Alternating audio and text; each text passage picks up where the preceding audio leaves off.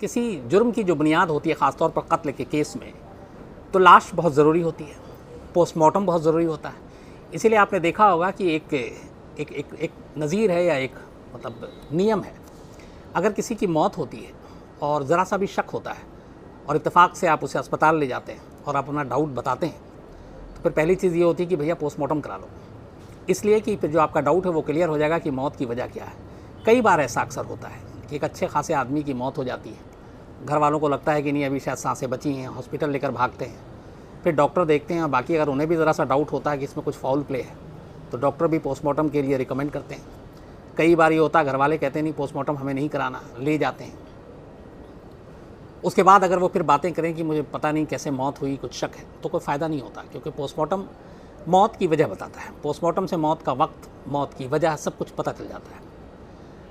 अब पुलिस के सामने कोई ऐसा केस आए जिसमें कोई शक तो जताए कि सामने वाले की मौत नेचुरल नहीं थी, बल्कि वो एक कत्ल है, मर्डर है, लेकिन पुलिस तफ्तीश कैसे करे, क्योंकि लाश भी नहीं है, अंतिम संस्कार हो चुका, पोस्टमार्टम कराया नहीं गया, तो अब फिर नतीजे पे कैसे पहुंचा जाए। तो ऐसा नहीं है कि ऐसे केस में जांच नहीं होती या इंसाफ नहीं मिलता। बहुत सारे ऐसे केस हैं जिसमें कोई सबूत नहीं, कोई गवाह नहीं, बल्कि ऐसे तो केस और भी अलग अलग होते हैं जिनमें लाश है, पोस्टमार्टम रिपोर्ट है, लेकिन गवाह नहीं है, सबूत नहीं है, सर्कमस्टेंशियल एविडेंस नहीं है, उसमें क्या किया जाए। बहुत सारे ऐसे मामले हैं। लेकिन यहाँ पे ये है कि एक शक है, लेकिन न लाश है न पोस्टमार्टम रिपोर्ट है, और पुलिस को मामले की जांच करनी है।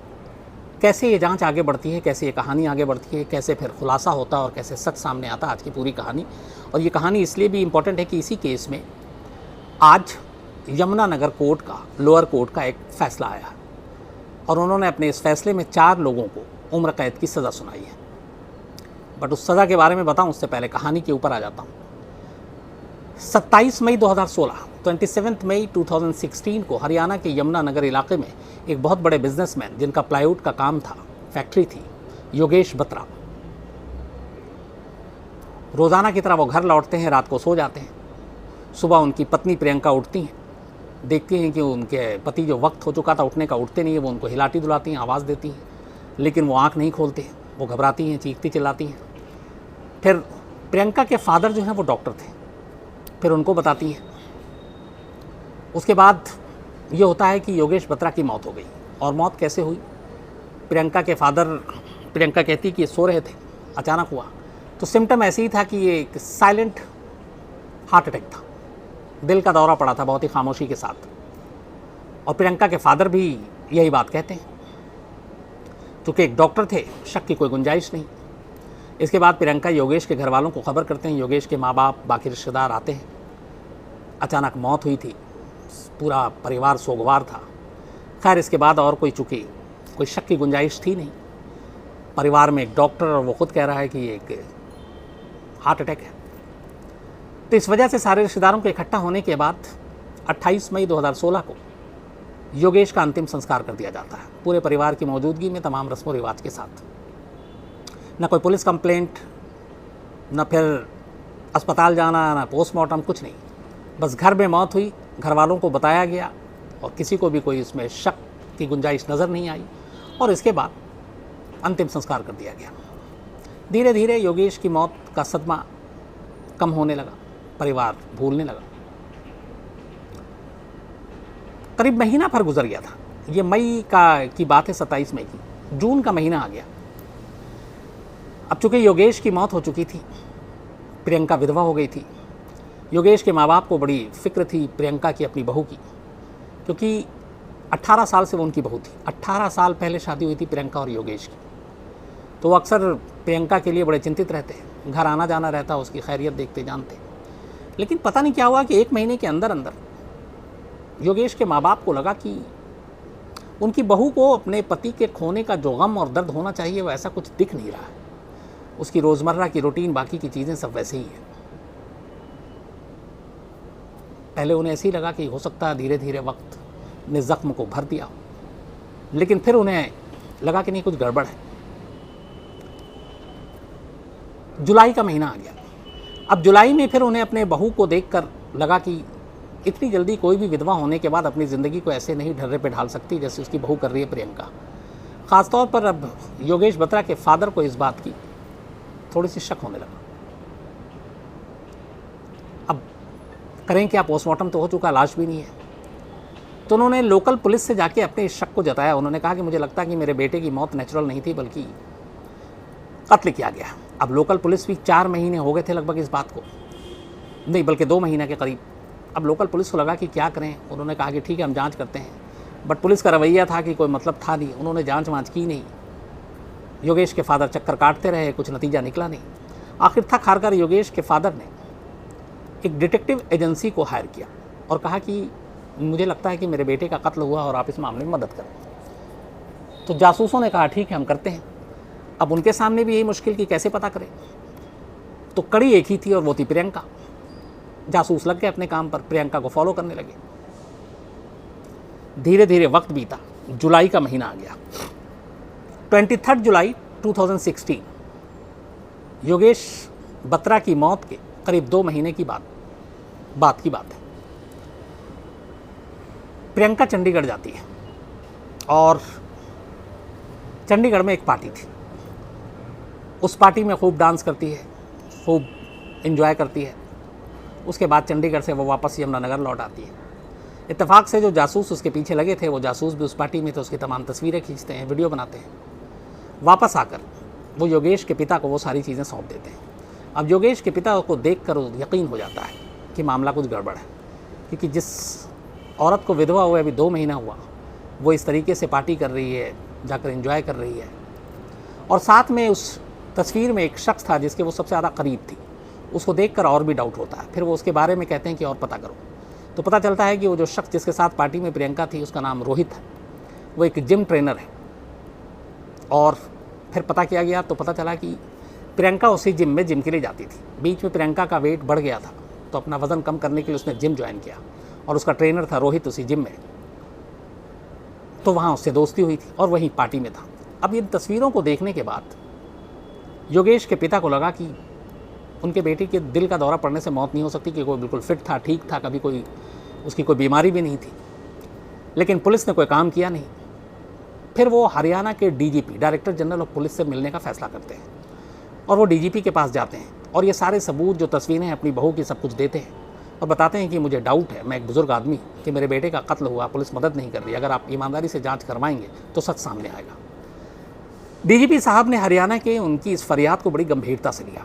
उन्होंने सारे सबूत देखे और इसके बाद करनाल के एसएसपी को कहा कि आप इसके लिए एक खास टीम बनाइए, एक एसआईटी बनाइए, स्पेशल इन्वेस्टिगेटिव टीम, और उनको ये जांच की जिम्मेदारी दीजिए और पता कीजिए कि सच्चाई क्या है।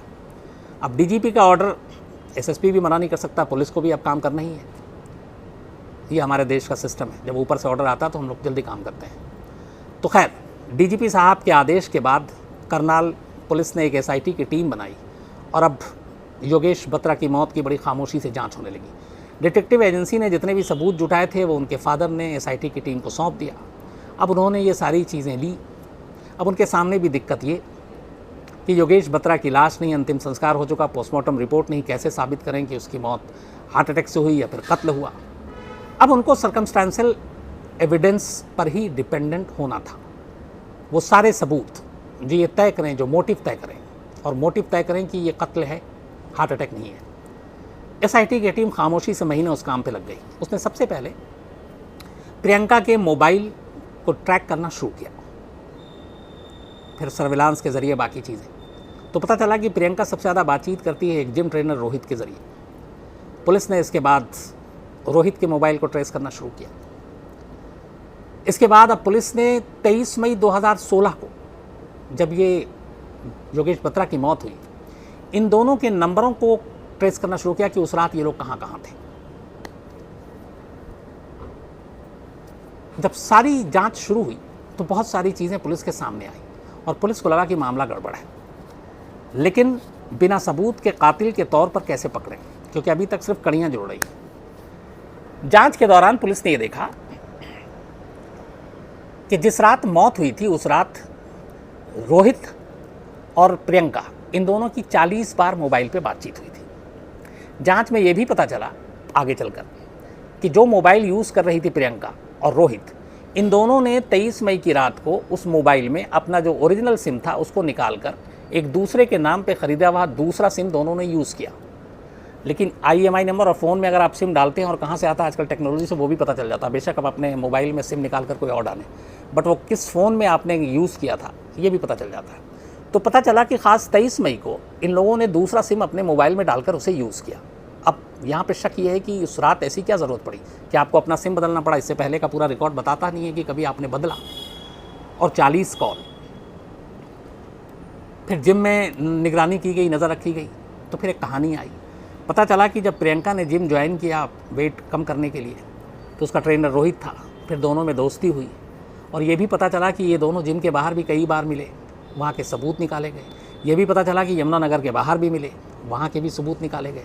इससे इन दोनों के रिश्ते को इस्टेब्लिश कर दिया गया कि इन दोनों के बीच में इश्क है और दोनों के बीच में रिलेशनशिप है। अब ये हो गया। अब यहाँ से फिर आता है कि मोटिव, तो मोटिव ये हो सकता है कि इस रिश्ते की वजह से शायद योगेश को मारा गया, लेकिन कैसे? अब पुलिस को ये पता करना था। सबूत, चूँकि कत्ल का कोई मुकदमा भी नहीं है, पोस्टमार्टम भी नहीं, लाश भी नहीं, जो मैं बार बार कह रहा हूँ। पुलिस ने रोहित को उठाने का फैसला किया, क्योंकि मोबाइल कॉल डिटेल और उस रात मौत के कॉल डिटेल, और सबसे बड़ी बात है कि उस रात की लोकेशन रोहित की योगेश बत्रा के घर के पास दिखाया गया, तो लोकेशन भी मैच कर गया। रोहित को उठाने के बाद पुलिस ने अब उससे बात पूछताछ शुरू की, और पूछताछ जब शुरू की तो पुलिस की सख्ती के आगे रोहित टूट गया। फिर उसने पूरी कहानी बताई। उसने बताया कि वो और प्रियंका एक दूसरे से प्यार करते थे और प्रियंका उसके साथ शादी करना चाहती थी, वो भी उससे शादी करना चाहता था। वो खुद कर्ज में डूबा हुआ था, कुछ लोगों को पैसे लौटाने थे, और इसी बीच में योगेश बत्रा को उन दोनों के रिश्तों के बारे में पता चल गया, जिसको लेकर उसने काफ़ी धमकाया भी, प्रियंका को भी बुरा भला कहा।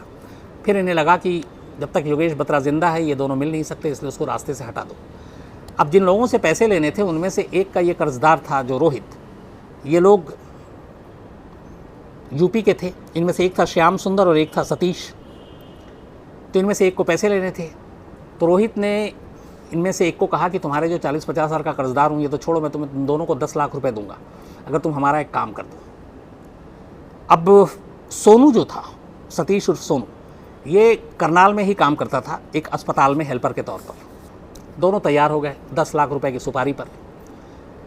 प्रियंका ने कहा कि बस तुम मेरे पति को किसी तरह से शांति दिला दो, खुद ही कह रही है। पैसे देने को वो भी तैयार हो गई। इसके बाद ये तय हुआ कि कैसे मारा जाए। तो ये हुआ कि रात को सोते हुए बेहोशी की दवा के ओवरडोज दिए जाए, जिससे उसकी मौत नेचुरल लगे। अब चूंकि इसमें जो सोनू सतीश था ये करनाल के पारस अस्पताल में हेल्पर था, तो ये इसे पता था बेहोशी के इंजेक्शन और सिरिंज के बारे में। तो ये 23 तारीख डिसाइड होती है। 23 तारीख को ये 2 सिरिंज और बेहोशी के इंजेक्शन जो दवा थी वो ले लेता है। इसके बाद ये और श्याम सुंदर और रोहित ये तीनों वहाँ से निकलते हैं करनाल से। जब ये यमुनानगर के बॉर्डर पे पहुँचते हैं रेलवे फाटक के पास, तो ख़ुद प्रियंका उनके पास आती है अपने घर से निकलकर। इनोवा गाड़ी में थे ये। प्रियंका उनके साथ गाड़ी में बैठती है, यमुनानगर अपने घर आती है। घर आने के बाद इन लोगों को बाहर छोड़ देती है, वो खुद घर में जाती है, पीछे का दरवाज़ा खोलती है और कहती है जब मैं इशारा करूँगी तब अंदर आना। उसके बाद जैसे ही योगेश बत्रा सो जाता है, प्रियंका पीछे का दरवाज़ा खोलती है। ये तीनों बाहर इंतज़ार कर रहे थे, तीनों घर के अंदर दाखिल होते हैं, कमरे में जाते हैं, देखते हैं योगेश बत्रा सो रहा है। अब रोहित और एक और जो श्याम सुंदर है वो पकड़ लेता है, और सोनू जो है वो उसको बेहोशी का इंजेक्शन देने की कोशिश करता है, लेकिन नींद से उठ जाता है योगेश बत्रा और वो अपने आप को बचाने की कोशिश करता है। इस झपटा झपटी में एक सिरिंज टूट जाता है। अब दूसरे सिरिंज में भरा गया इंजेक्शन, लेकिन फिर झपटा झपटी में वो भी टूट गया। तो अब ये था कि इंजेक्शन दे के मार नहीं सकते थे, क्योंकि सिरिंज टूट चुका है, अब लाने का मौका नहीं है। तो बेहोशी की दवा की प्लानिंग जो है वो फेल हो गई। अब क्या करें? तब तक रोहित और बाकी लोगों ने देखा कि अब तो मामला बिगड़ गया है। उन्होंने तकिया मुंह पे रखा रोहित के, योगेश बत्रा के, और तब तक दाबे रखा उसका मुंह और नाक, जब तक उसकी सांसें टूट नहीं गई। थोड़ी देर के बाद उन लोगों ने देखा, प्रियंका ने देखा कि अब मौत हो चुकी है। वो तीनों वापस बाहर जाते हैं, गाड़ी में बैठते हैं, चले जाते हैं। प्रियंका वापस आती है घर में, रात भर कमरे में टहलती है। सुबह जब उसके उठने का वक्त था, उस वक्त का इंतज़ार करती है। जैसे ही उसके बाद वो वक्त आता है, वो शोर मचाती है, फिर सबको फ़ोन करती है, रिश्तेदारों को, और कहती है कि देखो दिल का दौरा पड़ने से मौत हो गई। किसी को शक होता नहीं है। प्रियंका के फादर को भी इस बारे में जानकारी नहीं थी कि उनकी बेटी ने ही कत्ल किया है। चूँकि लेकिन वो डॉक्टर थे तो वो बताती है कि ऐसे उनको कुछ बेचैनी सी हुई थी रात को, और ये तो उन्हें भी लगा कि हाँ ये सारे सिम्टम जो हैं उसने सारा स्टडी कर रखा था कि दिल का दौरा पड़ने के ही है, तो शायद वही हुआ। तो उन्होंने साजिश के तहत नहीं बल्कि एक डॉक्टर होने के नाते आम तौर पे जो एक परसेप्शन है कि किस तरीके से दिल का दौरा पड़ता है क्या, वो उन्होंने कहा था। तो उनकी बात को सुनकर योगेश बत्रा के माँ बाप को भी कोई शक नहीं हुआ और इसीलिए उन लोगों ने उस वक्त कोई सवाल नहीं उठाए और इसीलिए पोस्टमार्टम भी नहीं हुआ और अंतिम संस्कार हो गया। लेकिन एक बाप के मन में अपने बहू के महीने भर के अंदर बदलते रवैये ने शक के बीज को बोया और उन्हें लगा। फिर उन्होंने अपने बलबूते पर जब पुलिस ने मदद नहीं की, जासूसों को हायर किया, सबूत जुटाए, फिर डीजीपी के पास गए, आखिर में पुलिस जांच हुई और इस तरीके से बिना लाश के और बिना पोस्टमार्टम रिपोर्ट के एक कत्ल का मुकदमा दर्ज हुआ। पुलिस ने इन चारों आरोपियों को गिरफ्तार किया, लेकिन ये केस भी इतना हल्का था क्योंकि आपके पास सबूत नहीं है, सिर्फ कहानियाँ थीं और जो इलेक्ट्रॉनिक एविडेंस थे वो थे फ़ोन कॉल, लोकेशन। तो कोर्ट में गिरफ्तारी के बाद में इन्होंने बेल एप्लीकेशन दिया और ये ज़मानत पे बाहर भी आ गए। आज 7 अक्टूबर को यमुनानगर की एक अदालत ने, लोअर कोर्ट ने अपना फैसला सुनाया और उसने अपने फैसले में योगेश की पत्नी प्रियंका, उसके बॉयफ्रेंड रोहित, श्याम सुंदर और सोनू, इन चारों को लाइफ इम्प्रिजमेंट, उम्र कैद की सज़ा दी है। और कोर्ट ने उन सबूतों को माना जो पुलिस ने जुटाया। वो जो सबूत सबसे अहम साबित हुए वो थे 23 मई 2016 की रात योगेश बत्रा के घर के अंदर और बाहर रोहित का लोकेशन, मोबाइल लोकेशन, बाकी दोनों आरोपियों का लोकेशन और बातचीत लगातार 40 कॉल प्रियंका और इन लोगों के बीच।